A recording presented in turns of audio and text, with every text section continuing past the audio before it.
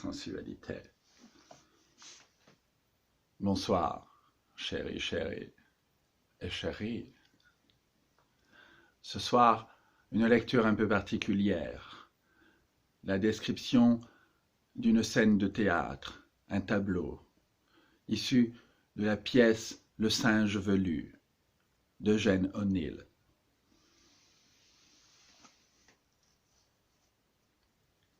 Lever de rideau. À l'avant-scène, des hommes se reposent.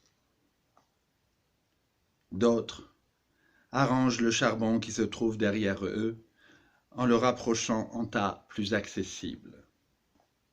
D'autres, enfin, appuyés sur leur pelle, sont dans une attitude de laisser-aller, voire d'épuisement.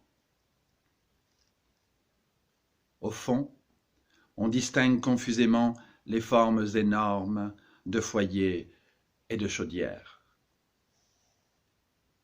Très haut, en l'air, une seule ampoule électrique, suspendue à un fil, répand juste assez de lumière dans cette atmosphère ténébreuse, toute chargée de poussière de charbon, pour accumuler dans toute la chaufferie des masses ombreuses. Une rangée d'hommes nus, jusqu'à la ceinture, se tient devant les ouvertures des foyers.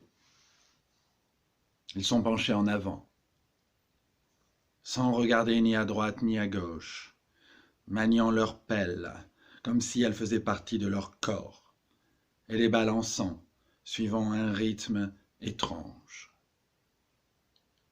Ils se servent de leurs pelles pour ouvrir les portes des foyers.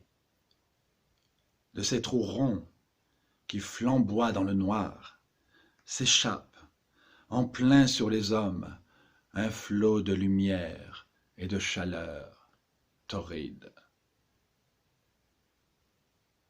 Leurs silhouettes se détachent dans une attitude humiliée et inhumaine de gorilles enchaînés. Les pelleteurs, en cadence, semblent osciller sur un pivot. Ils prennent le charbon qui se trouve en tas derrière eux et le lancent dans les ouvertures des brasiers qui sont devant eux. Le bruit est épouvantable. Son métallique des portes des foyers qu'on ouvre violemment et que l'on reclaque. Grincement des aciers qui frottent l'un sur l'autre. Du charbon broyé. Ce vacarme est assourdissant par ce qu'il a de cacophonique et de déchirant pour l'oreille. Néanmoins, on y découvre un ordre, un rythme, des répétitions d'une régularité mécanique, comme un mouvement musical. Et dominant le tout, faisant bourdonner l'air d'un frémissement d'énergie libérée, le ronflement des flammes jaillissantes des foyers et la pulsation monotone des machines. Bonne nuit.